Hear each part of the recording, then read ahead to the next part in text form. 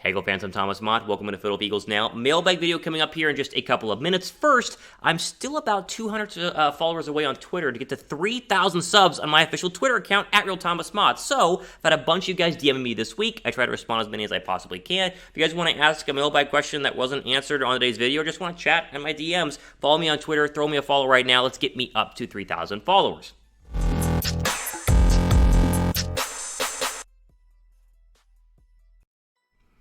All right, it's the weekend. It's mailbag time. We answer as many mailbag questions as we can in less than 10 minutes. We start with Tim G, who, of course, always asks some really good questions, Tim. Let me just say, I pull a lot of Tim's questions because they're good. So if you want a little hint, make them as good as Tim's. Here we go. I think the Eagles... I think we should focus on building on one side of the ball at a time. If we start with defense this draft and next, then that might give us more time to decide on Hurts while turning the defense into a top 10 unit. I love this idea. I think this is absolutely fantastic. It's something that we don't talk about a lot because we're all still focused on, is Hurts the guy this year? Is Hurts the guy this year? Like, we could give Hurts another year. Like, I don't think Hurts is playing that bad at football to where you got to replace him at the end of the season based on what we see so far. And I know that I've been more of a Hurts, I guess, a pro-Hurts guy versus a Hurts hater this year, and people like to let me know in the comment section saying that I'm just, so blindsided by my want for Hurts to be good that I don't know if he's actually good. And while I still admit that he misses a lot of throws and that he kind of sometimes, doesn't really... I didn't think the accuracy is really the issue right now with most Eagle fans. Everything else that we see him do, though, has been pretty good, and the numbers really aren't that bad. And so I love the idea of spending the 3 first-round draft picks on defensive players. I've said that all year long. I think that should be the focus. Build into a top 10 unit, because with the top 10 unit, over the past couple of weeks, Philadelphia's offense has been scoring points. Like, they've had the most points scored over the past couple of seasons since 2017 offensively. This season, under Nick Sirianni and Jalen Hurts. So something is at least working to some extent. And I think if defensively they weren't so completely anemic and atrocious, I really think that the Eagles could at least be close to a winning record. Maybe not, crazy with 2 losses this year, but 4-4, 5-3 could have been a possibility had their defense not just gotten waxed week in and week out on the Charger drive. And think about the Bucks plays and just like, man, the defense has got to get better. So I like this idea. I think this is definitely something to work with and something that I would do if I was a GM, but unfortunately, I'm not. I'm just a host here on YouTube, so what are you going to do? Okay, pin comment down below quickly here. Who do you guys have on Sunday? Will the Eagles beat the Broncos? I hope they do. If they go to 3-7, then it's really going to get ugly. My goodness. They got to win. It's a must-win, as we always say. But if you guys think the Eagles will win, type 1 down below for yes, type N down below for no. And while you're down there answering that pin comment, subscribe by hitting that red button. All right, next question here comes from Hernani Di Massa. It's like a Italian, I think, a little fettuccine. I don't know. Sorry, I don't know what or where you hail from, but Ernie Di Massa has a good question here. Jalen Hurts is a future star quarterback. I hope so. Just let him have this year as a learning year. Do you remember McNabb killing worms with throws in his first year? Hurts is learning every week, and his future is bright. Be patient. This guy will do it all. I've had a lot of people compare Jalen Hurts' first year to McNabb's first year, but I've never actually looked at the numbers until today, which we'll do right now. So, of course, McNabb's first full season was 2000 because he played 6 games or started 6 games in 1999. I was, by the way, 3 years old then because I was born in 96, so I didn't see a lot of early McNabb, but I started watching the Eagles in early 2000, so I did see a lot of McNabb. But here was McNabb's 2000, his first full season.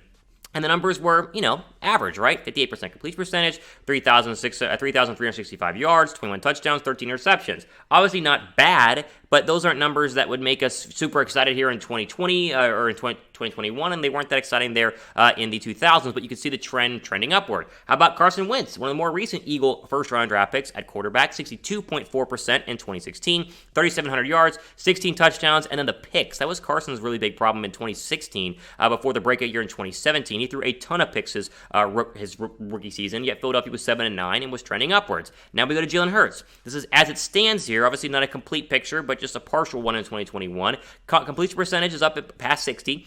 He's on track to be throwing almost 4,000 yards, which is similar to what Wentz was able to do. And the touchdown to interception ratio is better than both of the McNabb and Wentz numbers overall. Plus, he has 5 rushing touchdowns and 500 yards rushing, and probably is going to be very close to being a 1,000-yard rusher as a quarterback. So the numbers are very similar. And so, again, according to the question here by the subscriber and kind of the future outlook is that we're 1 year away from Hurts popping because, of course, Wentz's full season, the next year he popped in 2017. McNabb's first full season, the next year he really started popping in 2020 or in 2001, and then Hurts in 2022 could be the expectation, big year based on the expectation here in the comparisons. And honestly, I hope you're right. We'll see if the Eagles will be patient enough with him, as we know that we talked about yesterday. GM Howie Roseman is already scouting out future quarterbacks, so it is what it is. Let me ask you guys this: who's your favorite quarterback in Eagles history? Because I started, of course, in 2001. Literally, is when I started watching it. the age of 5 years old, and so I grew up on McNabb. I had a lot of fun during the Vic years, I'll be honest. Like that Vic 2010 year, yeah, right, we lost to the Packers in the NFC wildcard game. That to me was one of the most fun years to be an Eagle fan. I loved Wentz early. I just didn't like him late, so I think McNabb's my favorite, but the Vic years were really fun too. And so give me your thoughts on your favorite quarterback in Eagles history.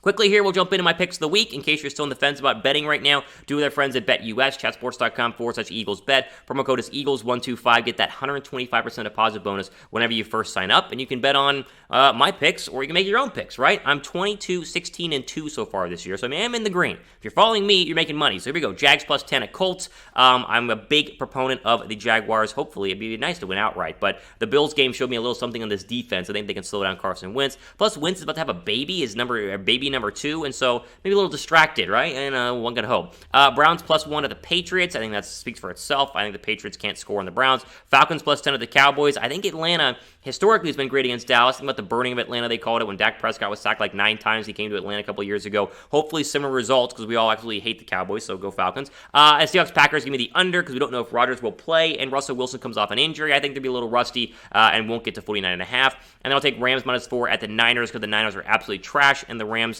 kind of need to win to keep pace right now in a loaded NFC. Those are my picks of the week. You can follow or not, but you can do it with our friends at BetUS. Again, chatsports.com/EaglesBet. That promo code is Eagles125. David Moore says, hey, Thomas. Hey, man, what's up? Who do you think would be a great head coach candidate if Nick Sirianni does not work out? If not HC, then defensive coordinator. I've talked about this in the past, and from an offensive perspective, the names are kind of similar. The Brian Dabolls of the world and the Kellen Moores of the world. Those are your names offensively. How about the 4 top defensive coordinators currently who will be on head coaching candidate lists in 2022? Todd Bowles is one that obviously has been there the past couple of years, former Jet head coach, a great defensive coordinator. Eagles did look at him last offseason, but in the end, wanted to go with offense. Matt Eberflus of the Colts, I think, is a sneaky good target. I don't know why we keep hunting, former Colt coaches, but he's had a really good defense with Indianapolis and is a definite head coach candidate for teams in 2022. Raheem Morris of the Ravens, again, a former head coaching job in Denver, did not work out there at all, but the Rams defense is playing good football, and I think the Rams defense likes Morris, who's a player's coach, and would be, I think, a lot of fun in Philly. Kind of my favorite of the list here. And then Don Martindale of the Ravens, the defensive coordinator there, he would make some sense as well, though. I think he'd be the bottom of my list of the 4 right here. I go Morris and Bowles first, Eberflus would be 3rd, and then Martindale would be 4th if you were taking a defensive-minded head coach, which maybe they need to, maybe they don't. Obviously, they're going to fire Jonathan Gannon. In my opinion, they better. If they don't, then they'll just keep what they have. But I think Sirianni lasts into next year. I think that, at least from a GM perspective, they like him enough to keep him, regardless of what we think about him and Jonathan Gannon. They better fire Jonathan Gannon, though. Before we go ahead and move on, make sure you guys are subscribed to the channel.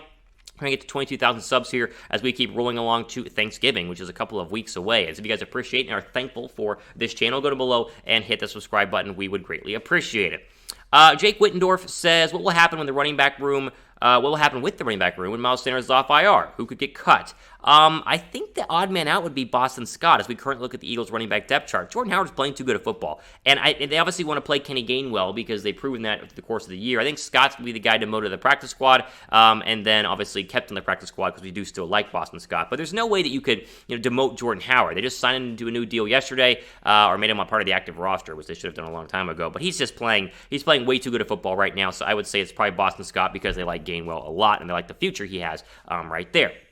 Great, this Eagle running back room right now. It's fun to talk about the Eagles having a top rushing attack each of the past 2 seasons. Each of the past 2 weeks, not 2 seasons, 2 weeks. Grade the current running back room right now, A, B, C, D, or F down below in the comments section. I'm the craziest says, you think Jonathan Gannon will last the whole year? Yes, Gannon will last the whole year. I'll be shocked if he gets fired during the middle of the year because it's not a very... it's just not a very Howie Roseman move, right? He's a wait till the offseason kind of guy. But I'd be shocked if he survives the offseason. I've seen nothing from a defensive side of the football that convinces me that Jonathan Gannon is the future defensive coordinator. I like the guy. I think he's a nice person. I think that I wish him success. But in terms of what he's done in Philadelphia, we talk about it each week. They're the reason the Eagles are losing. The defense is atrocious. So I think he makes it because most of the Eagles don't get fired during the year. It's not a Howie Roseman or Jeffrey Lurie way. But end of the year, wink, get him out of there because I am so done. So done with Jonathan Gannon. One more. Christopher Roundtree says, how good do you think the offensive line has been run and pass blocking? Much better run blocking than pass blocking. I think pass blocking's been a little bit overrated this year. I think Hurts is running more than he should be. I don't think that's Hurts' fault. I think he's had pressure in his face. Run blocking, they've been really, really good. Now, Sunday's matchup against the Denver Broncos quickly here is very much focused on the offensive line. Like, the offensive line has got to protect Jalen Hurts because the pass rush, even without Von Miller, Bradley Chubb and company, they've been fantastic in Denver this year and can really wreak some havoc on this Eagle offensive line. And so we hope that Philadelphia keeps doing the old, if it ain't broke, don't fix it, and run the ball more than they pass the ball. That's the hope right now on Sunday. And then from a defensive perspective, can you get stops on the running game? Like, Denver's a top 10 rushing team. Javonte Williams runs very angry, a fantastic draft pick of the Denver Broncos, and they like to run the football with Teddy Bridgewater at the quarterback, little boot action. It's a very similar offense to what Philadelphia does in terms of wanting to be a run first and then have a little bit of quarterback mobility. They do a very good job of it. They have a lot of talent out there, so it's going to be a very much trenches game on Sunday, and you just hope that Philadelphia can get some stops on defense, which we all know is very hard to actually do. Before we end, predict the score. Give me your score prediction for Sunday. I will say, oh man, I'm gonna go 27-20 Philadelphia. How about that? I mean, why not? Right? I have no idea what the score is going to be on Sunday. We're probably going to lose, but I just think we have at least have a chance, and so I'll say 27-20. Give me your thoughts down below right now. We, of course, end the show by saying if you have a question for next week's mailbag video, go down below, use the hashtag Eagles to ask away, and then, of course, be a subscriber, as we have plenty of great content coming up, including our full breakdown to, hopefully, an Eagles win coming up here on Monday morning. For Philadelphia Eagles now, I'm Thomas Mott. All the time we have for today. Signing off. Enjoy the rest of your day.